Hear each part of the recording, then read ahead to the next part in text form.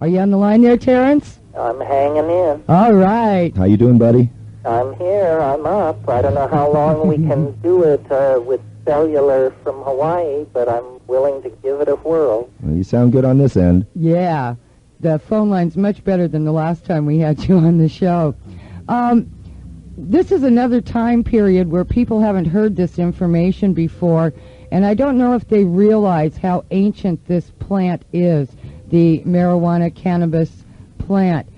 Could you give people a little background information on how old this plant is?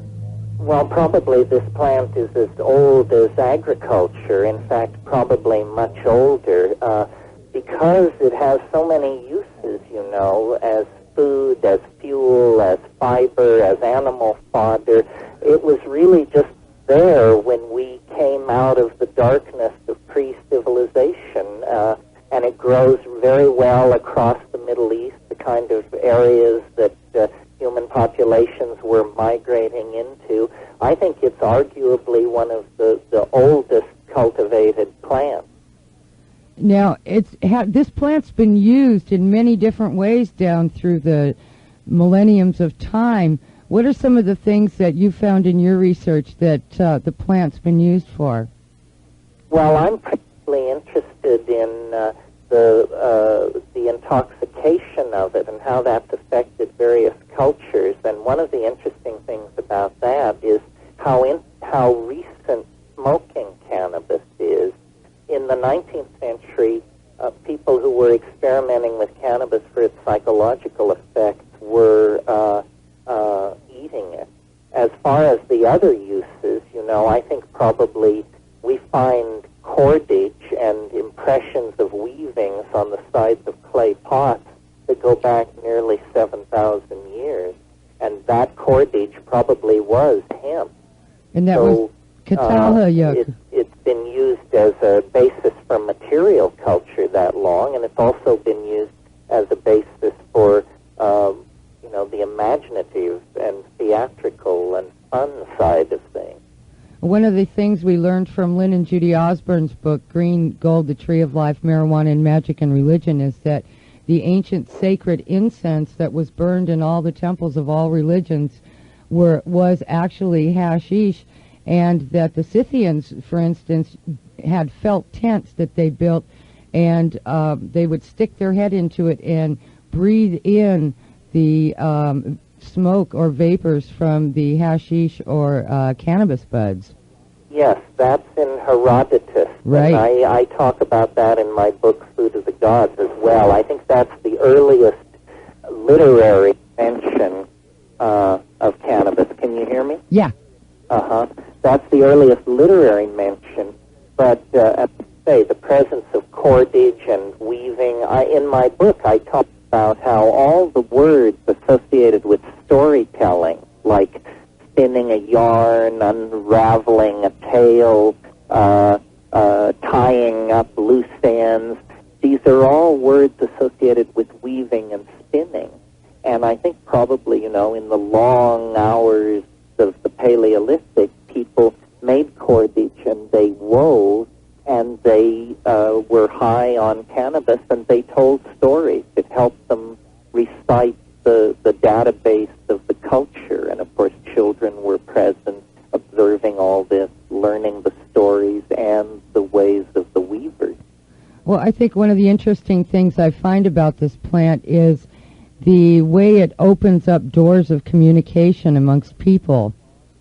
Yes, it's a strong social glue, and the impact of this on a socially bound animal like ourselves is very hard to calculate. It seems to incline people more to an erotic, laid-back family style than a warring, hunting, outward-pushing kind of predator style. Well, hello? Go ahead. Yeah. Well, I was just going to say, I'm a great enthusiast of mushrooms and their impact on prehistory, but I think when people moved out of Africa, the obvious substitute for the religious complex that had been established in Africa was cannabis. I mean, cannabis was worldwide, easy to grow, as I said, a food, a fuel, it inputted into material culture. It was like a new incarnation of the goddess to these people moving out of Africa and trying to cross the Anatolian plateau and enter India and so forth. Well, and so it's obviously had some influence in cultures throughout time, and I'm looking at the political climate of today, and one of the premiums, or one of the gifts that we're giving away today is your talk from the Phoenix Bookstore called On True Hallucinations. Uh-huh. And you said in that you happen to believe that if marijuana became legal, it would be a very big deal. And I was just wondering if you could expand on that a little bit in the political climate of today and in a global market where this plant is taking off as a resource for food and fiber and medicine, and yet it's still being stifled information-wise in this country. Well, I think that's because we never, in the whole discussion about legalizing cannabis, have come to grips with what I think is the real issue, which is it does change people, and the way in which it changes them makes it hostile toward the values of industrial capitalism. That's for sure.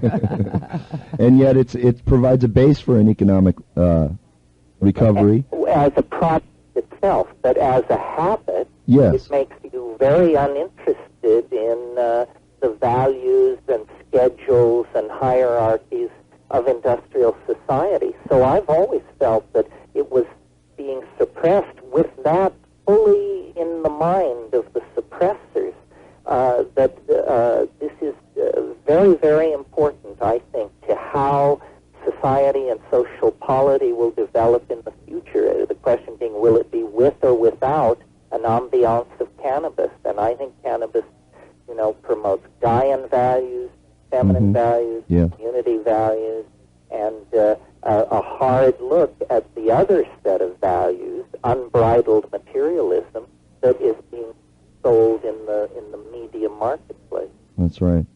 And in this day and age, when the entire world is starting to come onto this thing, and yet it's still being suppressed information-wise in this country, and the whole.